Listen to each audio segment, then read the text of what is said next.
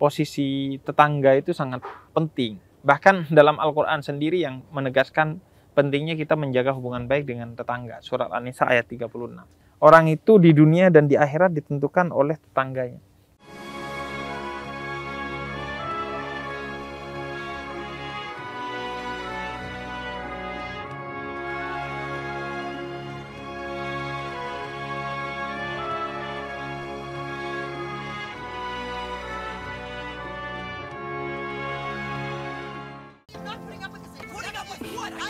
Ribut mungkin. Tiba-tiba nguping tetangga, cek.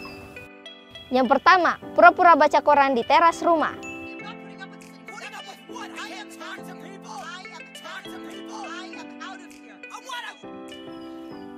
Kedua, pura-pura nyari tukang somai ke depan rumah. Mana penjual somai?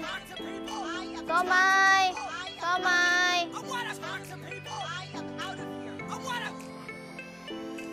Ketiga, nguping sambil live IG. Haji Mina, iya besok itu baru utangku, iya. Halo.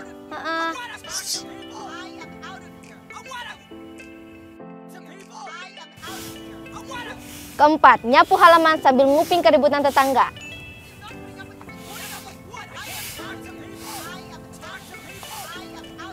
Oi. Bib, astagfirullah, kaget saya. Ngapain? Ini biasa nyapu, Bib. Jangan berisik gitu. Itu kan cari dosa bulan Ramadan daripada nyapu yang jadi modus gini.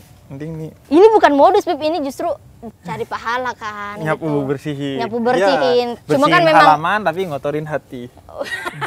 Cuma mau tahu aja, Bib, urusan tetangga tuh kayak Jangan apa mau gitu. tahu urusan tetangga. Tuh kan.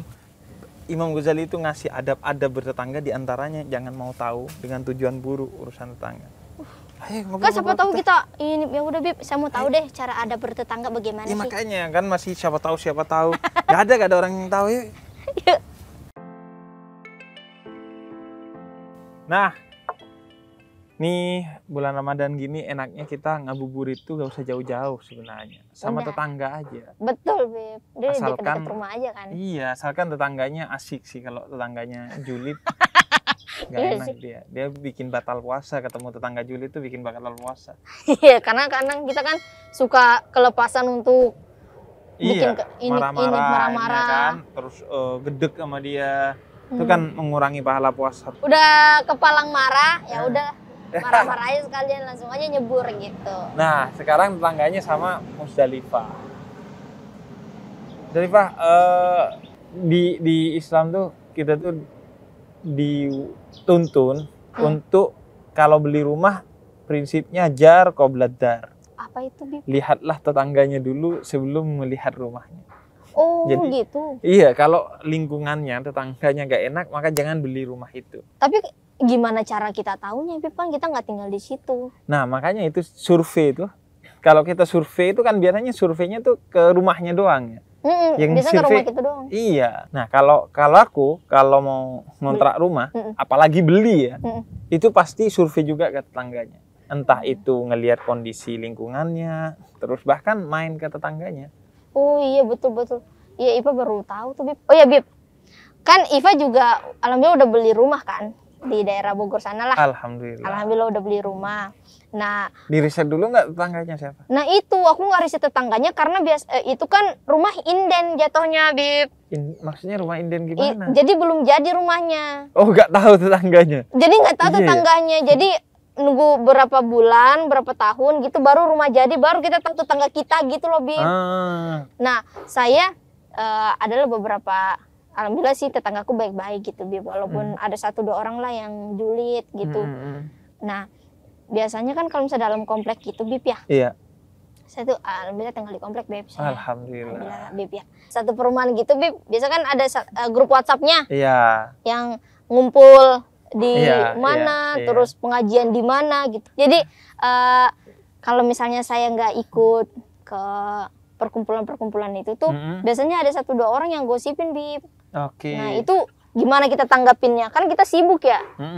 Jadi nggak seharusnya kita ikut-ikut mulu gitu, ada perkumpulan apa gitu, Bib. Ya kalau pada batas yang julidnya dia itu gak ganggu kita, baik ganggu kita secara langsung ataupun ganggu nama baik kita di kalangan keluarga, maka ya gak usah ladeni. Oh. Tapi ini Bib, ada satu orang nih yang ngasih tahu gitu kalau misalnya tadi kamu dibilangin tahu sama Bu, misalnya Bu Rahmi gitu ya. Tadi kata Bu Rahmi, Musdalifah mah orangnya sombong banget gini-gini, ada perkumpulan apa nggak mau kumpul. Nah itu Bib kadang kayak sebaiknya gue nggak tahu nih masalah ini, tapi ada orang yang ngelaporin gitu. Nah, hal itu bisa jadi memang ada masalah pada si tetangga itu. Memang dia orangnya udah suka julid, dan ya kepada dia kita nggak bisa melakukan apa-apa, kata Imam Syafi'i, kecuali diam. Idza nataqas safihu fala tujibhu fa khairu min ijabatihi sukut.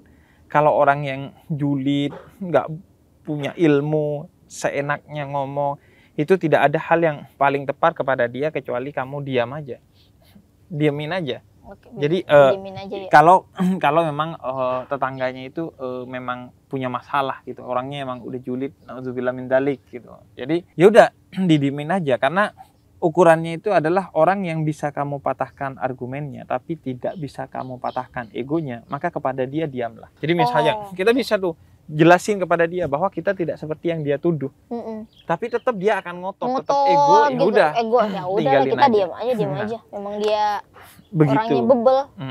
Tapi bisa jadi masalahnya itu ada pada kita, kurangnya kita bersilaturahmi kepada tetangga. Kan pernah tuh viral, ada orang sebenarnya kerjanya halal, tapi berhubung di rumah aja kerjanya online dan dia kaya, akhirnya tetangganya malah julid kepada dia karena dia gak silaturahmi. Nah, karena itu penting kan kita punya grup WhatsApp bersama, punya pengajian bersama, punya hal-hal positif bersama di antara tetangga agar bisa menjalin silaturahmi, bersilaturahmi dan tidak ada salah paham gitu kepada mereka. Dalam segala hal sih, kayak kita punya rezeki, ya udah silaturahmi ke tetangga dengan membagikannya dalam bentuk makanan atau apa gitu. Betul. Ya. Karena dalam Islam itu posisi tetangga itu sangat penting. Bahkan dalam Al-Quran sendiri yang menegaskan pentingnya kita menjaga hubungan baik dengan tetangga. Surat An-Nisa ayat 36. Dan yang dimaksud tetangga itu dalam Islam bisa tetangga yang dekat, kata surat An-Nisa ayat 36, bisa tetangga yang jauh. Yang dekat itu bisa dekat rumahnya atau dekat imannya dengan kita, sama-sama muslim. Maka dia adalah tetangga kita. Dekat rumahnya itu ukurannya berapa? Ukurannya 40. 40 kanan, 40 kiri, 40 depan, rumah? 40 belakang. Iya. Kalau hidupnya di apartemen 40 atas, 40 bawah berarti. Cuman zaman Nabi kan nggak ada apartemen. Emang ada apartemen. Nah, yang kedua tetangga yang dekat posisi rumahnya. Walaupun dia non muslim, dia punya satu hak. Yaitu hak sebagai tetangga untuk menerima perlakuan baik dari kita.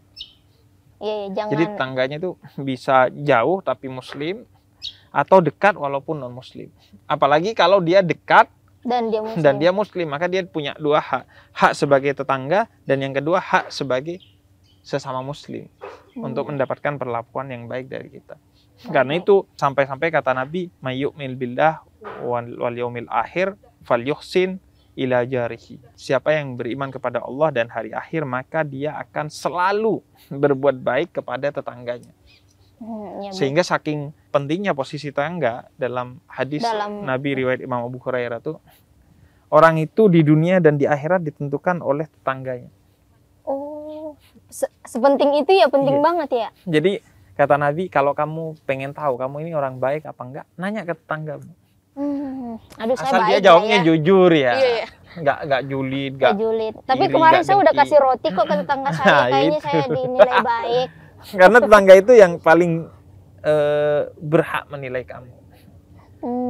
Dan yang kedua, kata Nabi, kalau kamu wafat nanti dan 4 tetanggamu menyaksikan bahwa kamu adalah orang yang baik, maka Allah akan memudahkan hisabmu. Masya Allah. Ternyata memang penting banget ya untuk ada bertetangga itu ya, Bib. Iya, makanya orang-orang yang dekat dengan kita, dia lebih berhak atas kebaikan kita, kata Nabi. Baik itu dekat secara iman, sesama muslim, atau dekat secara tetangga walaupun non muslim. Bib, saya termasuk orang berdosa nggak sih, Bib, kalau misalnya ada tetangga nih ribut sama tetangga sebelah gitu, Bib. Terus saya kayak, ribut nih, seru nih, gitu. Nah itu. Ada tontonan nih, iya. Mantap nih, gitu. Itu tuh kadang suka mau ikut campur juga tuh, bukan mau ikut campur sih, kayak mau tahu masalahnya apa, kok bisa siapa yang salah nih gini-gini. Cuma nggak menyampuri gimana banget, Bib. Cuma kayak ada hiburan aja itu gimana, Bib? Saya biasain. Nah itu yang batasannya buat apa dulu? Buat membantu atau buat menertawakan. Jadi Imam Ghazali itu sampai punya satu risalahnya, namanya judul risalahnya Al-Adab Fiddin. Itu bicara tentang diantaranya adab-adab dalam bertetangga. Itu dihitung sebagai adab dalam agama. Nah, diantaranya adabnya itu adalah susah kalau tetangga susah dan senang kalau tetangga senang. Jangan kebalik. Jangan kebalik. Tetangga punya mobil baru, kita yang susah. Tetangga punya masalah baru, kita yang senang. Kita yang senang. Nah itu di antara adabnya. Kemudian adab yang lain itu kepada tetangga selalu mengawali mengucapkan salam. Oh iya. Misi. Assalamualaikum. Atau ini aja. Kumaha damang. Kumaha damang gitu. Nah, dan diantaranya juga adabnya yang lain. Jangan banyak omong ke tetangga. Kadang kita kan suka tetangga padahal udah malas sama kita, tapi kita masih ngoceh aja kan. Oh ada tuh orang yang, tapi dia nggak peka gitu. Nah itu nggak peka. Nggak peka kalau kita tuh kayak agak risih, tapi ini aja semua dikomentarin. Iya. Gitu. Terus jangan juga banyak bertanya, kata Imam Ghazali. Mau kemana? Dari mana? Oh gitu, kirain itu basa-basi untuk biar makin akrab. Iya gak apa-apa kalau untuk keakraban. Tapi kalau banyak nanya tuh, banyak nanya, orang kan jadi risih. Nah di antara adab sebagai tetangga itu jangan banyak tanya. Jangan banyak ngurusin urusan tetangga yang kita gak punya maslahat di sana. Gak punya sesuatu yang bisa kita membantu kepada mereka. Gitu. Jadi, dan ini juga, ini yang penting juga nih, adab kepada tetangga. Yang laki-laki jangan banyak melihat hal-hal dari tetanggamu yang itu terkait dengan kehormatan dia. Misalnya kayak istri tetangga, walaupun sudah menutup aurat, jangan banyak diliatin. Terus ini juga kata Imam Ghazali, pembantu tetangga. Itu diantara adabnya adalah kita walaupun dia sudah menutup aurat tidak banyak melihat. Itu kan relate banget ya dengan kita. Iya relate banget ya. Kadang tapi saya nggak ada yang kadang bukan cuman diliatin itu, udah disuitin, iya. Gitu kan biasanya. Dan ya itu intinya, apalagi di bulan Ramadan ini berbagilah kepada tetangga walaupun dia non Muslim. Berbagi atas apa yang kita punya. Pahalanya berlipat ganda kan, Beb? Bukan hanya berlipat ganda, kalau dia berpuasa, maka pahalanya seperti pahala dia yang berpuasa. Kata Nabi. Jadi bertetangga itu aturannya banyak dalam Islam. Jadi maka baik-baiklah lah sama tetangga. Karena dia yang akan menjadi saksi kita di dunia maupun di akhirat. Walaupun banyak kata-kata jangan dengerin omongan tetangga gitu. Tapi dari penilaian tetangga itu justru yang penting gitu. Iya, makanya bukan jangan dengerin omongan tetangga, jangan omongan tetangga yang gak penting, yang sumbernya dari nafsu, yang sumbernya dari kebencian, itu kan. Maksudnya kan itu. Tapi kalau omongan tetangga yang baik-baik mah itu buat bekal introspeksi diri kita. Karena dia yang setiap hari ngumpul sama kita, makanya dia yang tahu tuh mana dari kita yang patut dipertahankan, mana yang seharusnya tidak. Gitu. Bisa jadi ingat waktu itu ada yang viral-viral itu loh, Bib, yang soal yang babi ngepet. Disangka babi ngepet kan, karena kurang silaturahmi juga kan. Iya sih, tetangganya sampai bilang, ya dia tuh gak kerja-kerja tapi kaya. Iya. Tapi Bib, saya mau silaturahmi, mau jelasin, ntar dibilang pamer. Nah makanya cara jelasinnya itu dengan cara yang baik. Pertama kata Imam Ghazali, dalam menjelaskan kepada tetanggamu tentang apapun, pakai kata-kata yang lembut di antara adab. Dan yang kedua ngejelasinnya dengan, wah alhamdulillah saya sudah beli mobil. Gak gitu, bawa makanan, ini saya syukuran karena sudah beli mobil. Jadi kan dia juga enak gitu nerimanya. Kalau cuman denger ceritanya doang, saya baru, alhamdulillah. Iya, alhamdulillah saya kaya loh. Dan saya doain dah Anda yang miskin-miskin ini semoga kaya nanti gitu. Sambil dia pakai cincin ini dan itu. Terus foto dulu, kita sering ngeluarin handphone mahal. HP. Sini. Kapan lagi foto di HP mahal gitu. Jernih banget gitu. Kamera saya. Jernih banget. Yang Ada kotor cuma pikiran dan hati saya doang. Kameranya aja yang jernih. Yuk, Yuk. kita buka puasa yuk. Iya udah Nanti mau maghrib aku ya. berasa. kirimi nasi kebuli dari istri aku. Tadi udah itu disampaikan itu yang gombal-gombalan bahasa Bugis. Oh sudah. Sudah, Alhamdulillah. Alhamdulillah. Marah Makin dong. tidak rukun. Tentu gara-gara saya, Bib. Enggak. Oh, Dia udah. tahu mah bercanda tuh. Ini di mana Bib kita masuknya, Bib nih? Di sana. Oh, di sana. Kemana nih, Bib? Ih, saya ikut dah.